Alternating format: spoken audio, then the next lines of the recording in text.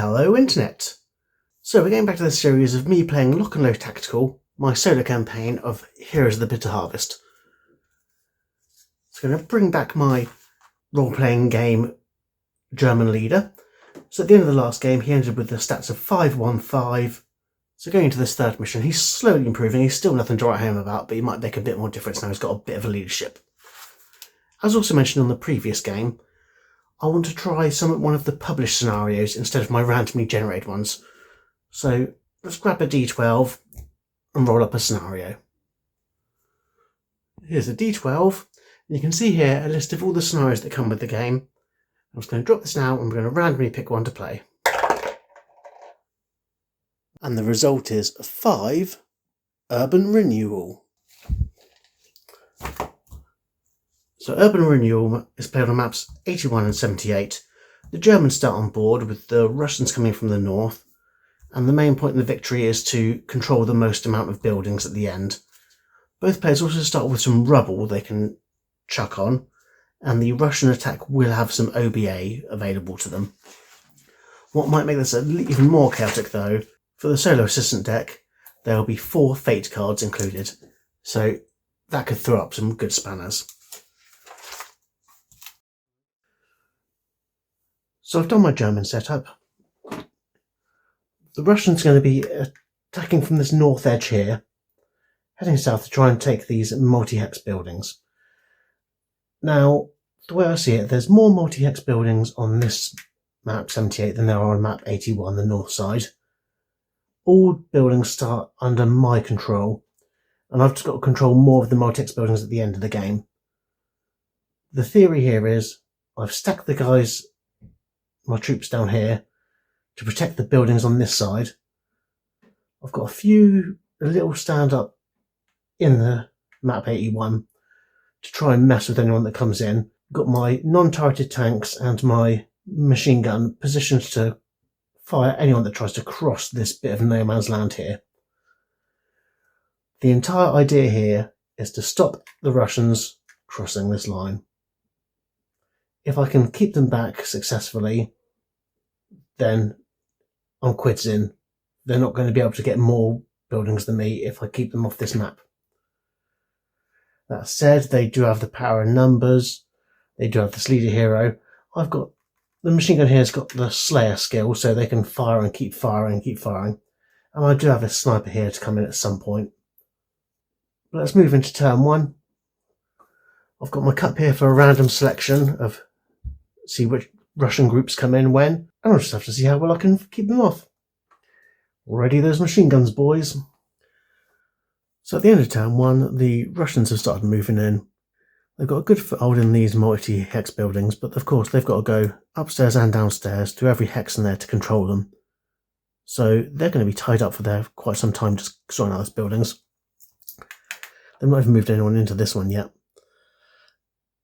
My guys here have had some help. There's a couple of casualty reduced units here, someone's shaken under that leader. This deck where the leader was going to walk into this building, but lucky shots from the machine gun here just completely shook that hex to nothing. They moved on their T-34s right up towards us, and the Stug just lucky shot popped a wreck of a tank straight away. And as the Tachanka rolled up the street here, a sniper popped out, decided to have a pop at it, is shaking it, and the Marder 2 here has got a nice acquisition lock on it. Oh, whoops. Don't need that one anymore. So it's still very early days, they're just getting a foothold, but thinking about the 8-turn game, they're going to spend a lot of turns just flipping these buildings over with their infantry, let alone advancing beyond that point. The only things I've really got to worry about are the Tachankas. This one started over here, but because of the buildings, it's had to snake its way through the open ground and not get anywhere because it's prohibited from entering these hexes. Yeah, so turn 2, the plan's more the same. The entire strategy is stop anyone from crossing this line between the map sheets here. And any damage I can do to them on the way, excellent. On to turn 2. So we've had a fair bit of action for turn 2. The Tachanka that was moving up here was taken out by this tank here. After that was marked fired, this T-34 managed to sneak up around the corner and head towards it. So next turn, it's all going to be about initiative as to which one of these tanks destroys each other, I think, realistically. This tank, the Stug, has moved in and has got an acquisition on that tank, so this one may be a goner, but there'll be a bit of fireplay still. The machine gun here, with the Slayer skill and the personal leader, has been ripping that hex there apart. Again, they'd shaken, so they haven't gone anywhere, and I'm really building up some experience for my leader there. They've done a really good job sat there. Everyone else has moved a bit forward. There's not really been a lot going on. I've been using these victory markers to mark which of the upstairs, downstairs has been covered of these buildings. And I've got this Tachanka slipping around the back to maybe do something about that tank, but I have to wait and see if they actually get anything successful. Either way, the Russians are moving forwards, but my basic idea of the defensive line is doing really well. The majority of the troops I've not touched, but the ones that have been crossing open, I've been getting really good shots at. You know, the +4s with the firepower, HE firepower 3 equivalency. The sniper's held his own. You know, it's been good showing so far. So let's see what happens in turn 3. So quite a bit of excitement in turn 3. The T-34 that had slipped around the back here, that had the first shot of the entire turn, and it completely missed the vehicle that was right next to it. So my first impulse, I could turn my Marder 2 round, shoot it. It did end up dropping out of crew. That this unit left shaken, but with that wreck, that is now the end of their vehicles. Now they almost took out my Stug, because this guy here, he called in some off-board artillery here. It flew across here because it was really badly aimed, but because it was right next to the vehicle, they thought that was going to be a good place to drop it. If I'd rolled 1 or 2 more, that shaken would have been a lot worse. It was a really, really high roll, so they're lucky to still be alive. And of course, now they're shaken. If there's anything else that can happen that can shake them further, that's it. They're just going to abandon that vehicle. Now, up here was the Tachanka, and I was worried about them taking another shot, because they're quite powerful, but they did take a shot.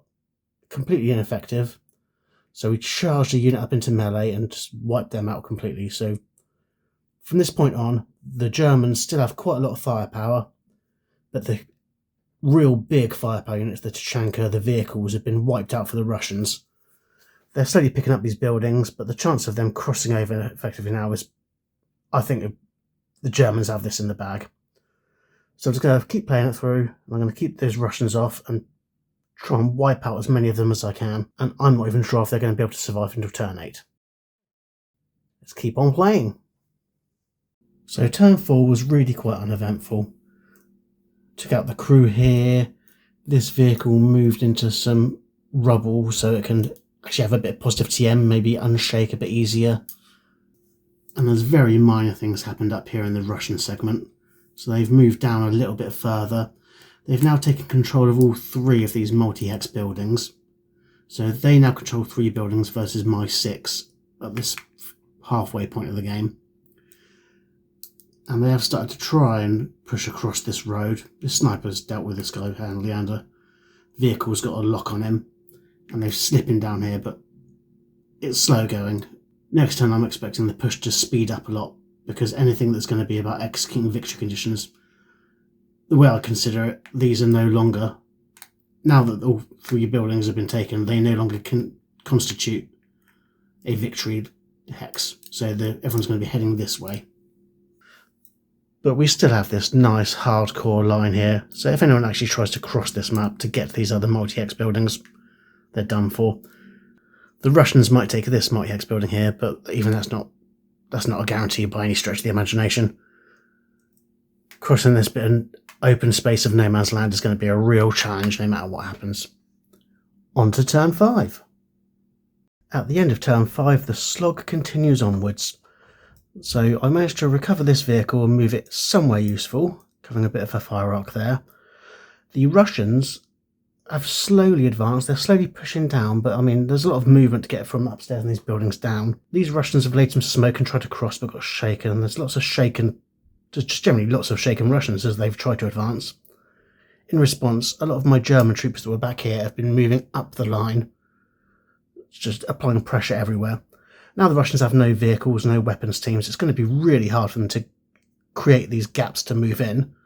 I mean, you've got this leader, this little stack here, trying to run down the side to get another building, but their chances are looking slim. These 3 buildings are well under their control. I know the Germans won't take them back, but the Germans don't need to take them back to win. Let's move on to turn 6. At the end of turn 6, it's all moving a bit closer, but still there's even more now shaken units than there were before. There's lots of shaken here. There's one here with a nurse, there's one here with a leader. These guys are just going to be stuck for the next turn or two. This hero's wounded, but at least he's a hero, so he's still moving. And all of the Germans have now moved forward to reinforce this line. So as the Russians have got these 3 buildings here, if they take this building, it'll be 4 for them. The Germans, still have 1, 2, 3, 4, 5 buildings. So they're still winning the victory conditions. And I can't foresee the Russians making it to any of these buildings. I just can't see it happening. But I'm going to still play it out, see how it goes. I've reinforced the sniper here with a little extra units. Well, he's getting a bit surrounded. I know any minute now there's going to be a melee there, and if the sniper's by himself, that's it. He's just a goner. Let's see what turn 7 brings. So at the end of turn 7, it's more of the same, really. The Russians are slowly advancing, trying to get that 1 extra building, but everyone's getting shaken. A few picked off here. The leader moved in here and rallied some people. Well, they did get attacked, but that created a hero. So there's now a decisive 216 Russian hero who tried to make a rush for some melee here. He got wounded, but at least he's doing something somewhat aggressive and offensive. And the rest of the German forces are just building this solid line. There's only 1 turn left. There's absolutely no way the Russians are going to take this building with what the force they have. A few Russian forces may come back from this stack in the rally phase, but this, there's just nothing can be done there at all. And there's just minimal manpower. I am going to play this last turn. It's going to be a very quick one. I just want to see just how much destruction the Germans can cause.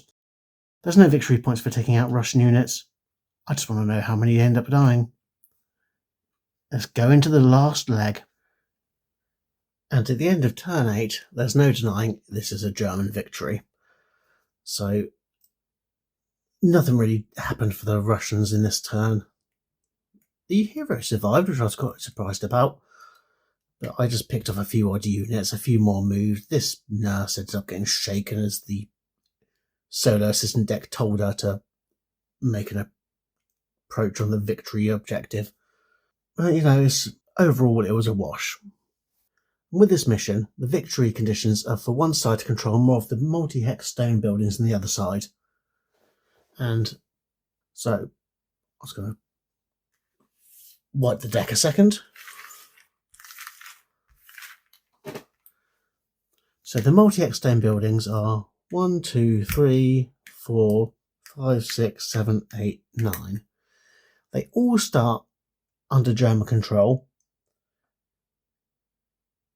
If neither side has a majority, then the game is a draw. I imagine that's if a building's been split control. But at game start, all buildings are under German control. So with the Russians coming in from the north edge of the map, the first buildings they're going to approach are these 1, 2, 3. They're both 3-story buildings. 2-story buildings, because they're more than 3 hexes each. And to quote the rulebook, if a building or multi-story building needs to be controlled, all hexes of the building must be controlled unless specified otherwise in the victory conditions or in an SSR. And different levels of a multi-story building, bunkers and caves, are all considered to be separate hex within a hex. So the way I read that is that each of these hexes, 1, 2, 3, for this one building, you've the Russians have to send someone through the upstairs and the downstairs. So with all these multi-hex buildings, they've got to waste an awful lot of movement vectors just collecting those first 3 on the entrance. And without those first 3, they don't have a chance of getting here. There's only 4 multi-hex stone buildings on this map. To get the majority when they start in German control, they've got to get all 4 of those and one of these. Or they've got to control. They've got to reduce German control in 5 of the buildings minimum. So if they take part of this building, this building, this building, this building, this building, that will reduce what the Germans control, but they've still got to take over multiple buildings. But the sheer amount of building hexes to cover, because of the multi-level hex within a hex thing, I do not understand how the Russians can possibly win this scenario unless the Germans are very unlucky and absolute idiots.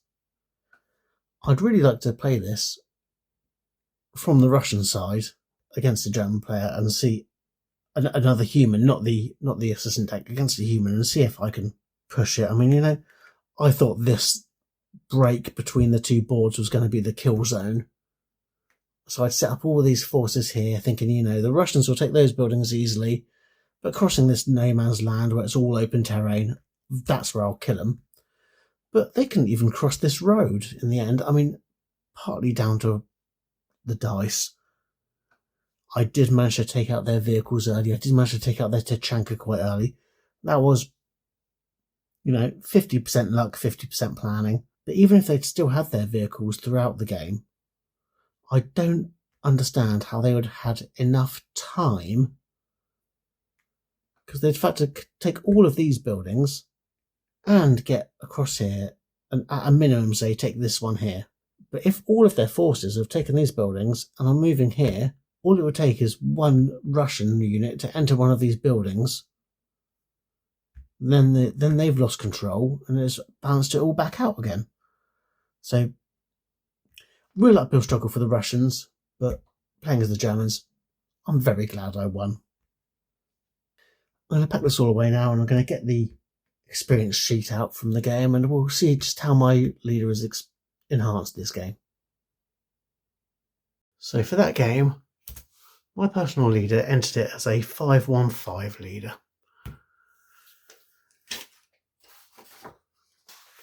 Category 5-1-5 into Urban Renewal.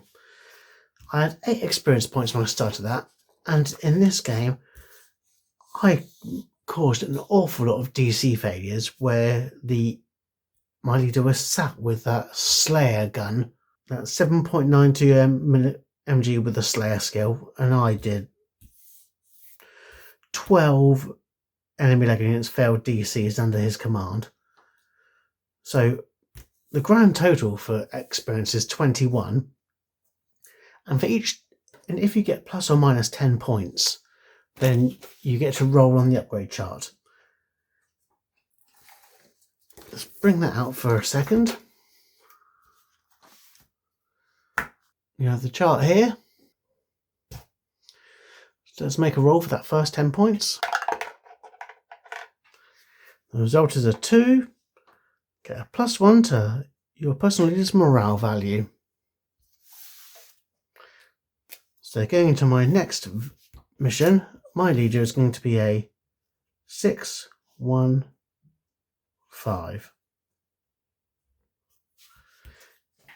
He's still a little bit low, but he's in a bit more of a better position if he gets shaken. Now, I was on +21 points, so that leaves me with +11 experience points going into the next mission. Now, what should be noted is that even though I've got 10 experience points twice over, between each mission you only ever roll once on the chart, regardless of it. So I've got my +11 going into the next mission. Even if I do really mediocre, there's a good chance that I'm going to get to roll again. If anything, I shone too brightly on this game. Well, so let's quickly update my leader card. Morale of 6. Morale of 6. And we're good to go for the next mission.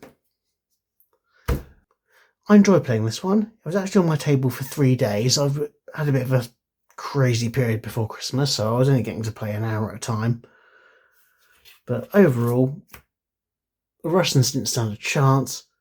The overbearing German force won out once again, and I'm happy to go forward for the next game. Until next time, I've been Category, and I wish you a happy holiday period and happy gaming in the year to come.